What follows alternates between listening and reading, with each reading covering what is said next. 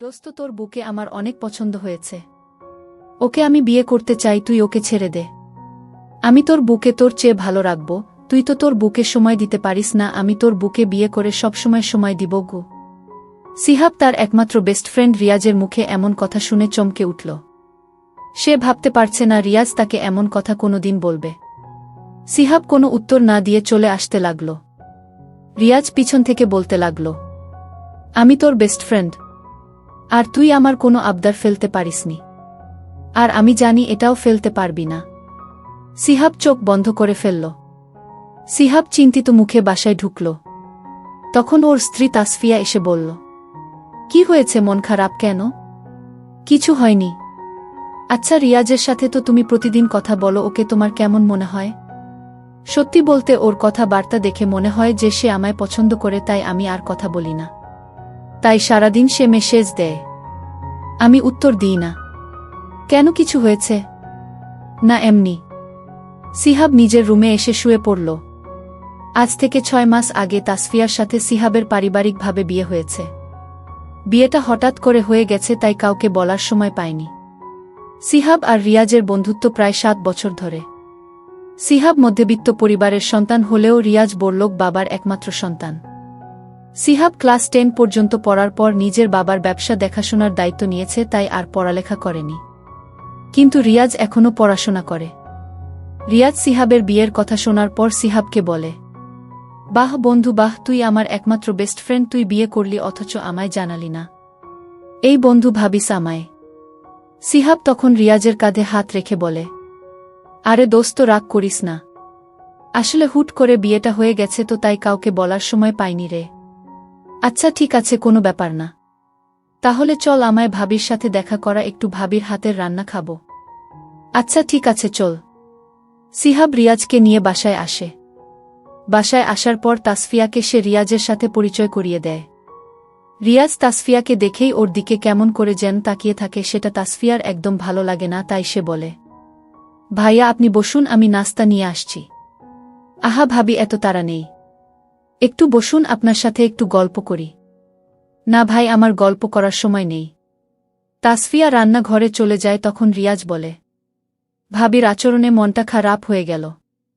শোন, ও একটু এরকমই। পরপুরুষ দেখলে তাদের সামনে আসে না। আমায় কি পরপুরুষ মনে হয়? আমি তো তোর বেস্ট ফ্রেন্ড, তোর ভাইয়ের মতো।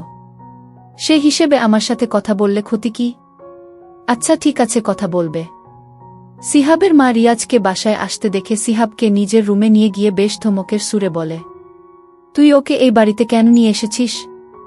আসলে মা, বিয়েতে তো কাউকে বলেনি, তাই রিয়াজ আমার বিয়ের কথা শুনে আমার বুকে দেখতে চেয়েছিল।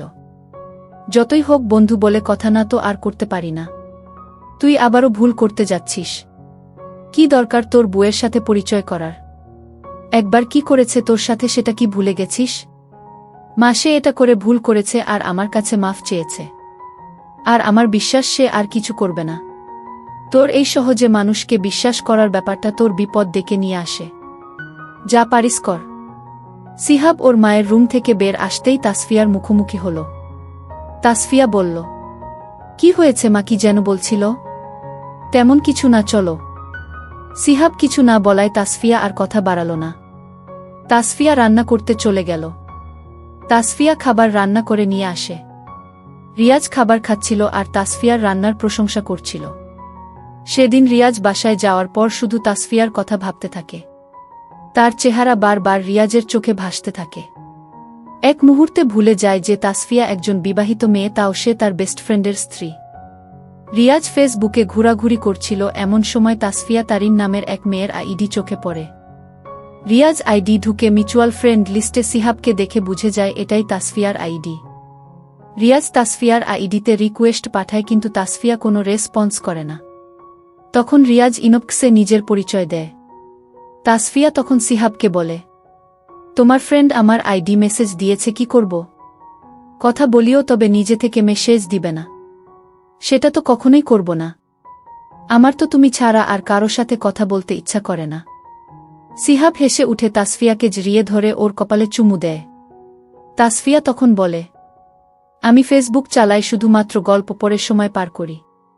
এছাড়া আমি আর কারো সাথে কথা বলি না। তুমি আমার আইডির পাসওয়ার্ড রাখতে পারো, সমস্যা নেই। আমি আমার বুটাকে বিশ্বাস করি। আমার বউ আমায় ছাড়া আর কাউকে ভালোবাসতেই পারে না। হি হি, ঠিক বলেছ। যখন আমাদের বাবু হবে তখন আর এসব চালাবো না। তখন বাবুকে নিয়ে সময় পার করব। খুব শীঘ্রই তোমার সে আশা পূরণ হবে ইনশাল্লাহ। তাসফিয়ার মুখে লজ্জার ভাব দেখা যায়। এভাবে চলছে দুইজনের মিষ্টি ভালোবাসার দিনগুলো। তাসফিয়া প্রতিদিন সিহাবের বাসায় আসার অপেক্ষা করতে থাকে। এই অপেক্ষা করার বিষয়টা তাসফিয়ার খুব ভালো লাগে। দিন শেষে যখন সিহাব বাসায় ফিরে আসে তখন তাসফিয়ার মনে হয় এই মুহূর্তে ওর দীর্ঘ সময়ের অপেক্ষার অবসান হল। সিহাব বাসায় এসেই তাসফিয়াকে একবার জড়িয়ে ধরে কপালে একটা চুমু দেয়। সিহাব বলে তার এই কাজটা নাকি তার সারাদিনের ক্লান্তি দূর করে দেয়। তাসফিয়া নিজেও তো এমনটাই চায়। এরপর বাকি সময়টুকু দুইজন হাসি ঠাট্টা দুষ্টুমি আর গল্প করে কাটিয়ে দেয়। রিয়াজ প্রতিদিন তাসফিয়ার সাথে মেসেজে কথা বলে। তাসফিয়া বেশ ভদ্র হবে ওর মেসেজের রিপ্লাই দেয়। রিয়াজ তাসফিয়াকে বলে, ভাবি আপনার সাথে না সিহাবকে মানায়নি? কেন? আরে ভাবি বুঝো না, সিহাব দেখতে শ্যামলা আর তুমি হলে ধোবদবে ফর্সা। তোমার সাথে কি ওর মানায়? তোমাকে বরং কোনো এক রাজপুত্রের সাথে মানায়। হাহাহা, তাই নাকি? আল্লাহ ওর জন্যেই আমাকে সৃষ্টি করেছে, তাই তো আমি ওর হয়েছি। কিন্তু তারপরেও তোমার উচিত ছিল ওকে বিয়ে না করা। আমি যদি তোমায় পেতাম তাহলে সবসময় রাজরানী করে রাখতাম। তুমি একটা বিয়ে করো, তারপর তাকে তুমি রাজরানী করে রেখো, কেমন? আমায় এসব না বললেও চলবে। আমি এভাবে অনেক ভালো আছি। রিয়াজ বিভিন্নভাবে তাসফিয়াকে ইমপ্রেস করতে চায়, কিন্তু তাসফিয়া আগের মতোই থাকে। ওর কোনো কথা গায়ে মাখে না।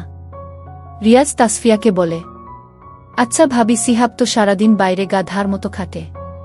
তোমাকে তো সময় দেয় না সারাদিন, এতে তোমার কষ্ট হয় না? কষ্ট হবে কেন? সিহাব যে গাধার মতো খাটে সেটা তো আমার আর ভবিষ্যতে আমাদের জীবনে যে আসবে তার সুখের জন্য। বুঝলাম, কিন্তু সারাদিন তো তুমি একা থাকো, তাই হয়তো একাকিত্ব তোমায় ঘিরে ধরে। তুমি যদি চাও তাহলে আমি তোমার সাথে কথা বলে তোমার একাকিত্ব দূর করব। আমি কি বলেছি যে আমায় একাকিত্ব ঘিরে ধরে? আমি তো এমনিতে অনেক ভালো আছি। যার মনে তার স্বামীর ভালোবাসা থাকে তাকে কখনো একাকিত্ব ঘিরে ধরে না। তাই এসব বলবেন না। ঠিক আছে, বলবো না। তবে আমি চাইছিলাম আমরা দুইজন এমন বন্ধুত্ব করব যার সাথে সব শেয়ার করা যায়। ভার্সিটিতে পড়ো, তোমার তো অনেক মেয়ে বন্ধু থাকার কথা। তাদের একজনকে এমন বন্ধু বানিয়ে নিলেই পারো। সবাই তো আর তোমার মতো না। আমি চাইছিলাম সিহাব তো আমার ছেলে বেস্ট ফ্রেন্ড, আর তার স্ত্রী হিসেবে তুমি না হয় আমার মেয়ে বেস্ট ফ্রেন্ড হলে। সরি ভাই, আমার একমাত্র বেস্ট ফ্রেন্ড আমার স্বামী, তাই দ্বিতীয় কাউকে আমি চাই না। আর আমায় মেসেজ দিবে না ভাই তুমি। এবার মেসেজ দিলে ব্লক করে দিবা। তখন রিয়াজ বলে, সিহাব একটা মেয়েকে পছন্দ করত, জানো সেটা? জানি, বিয়ের আগে সব বলেছে আমায়। সে শুধু পছন্দ করত, এর বেশি কিছু না। প্রেম তো আর করেনি। এমন হতেই পারে। আর মেসেজ দিবেন না। এরপর থেকে তাসফিয়া রিয়াজের সাথে আর কোনো কথা বলে না।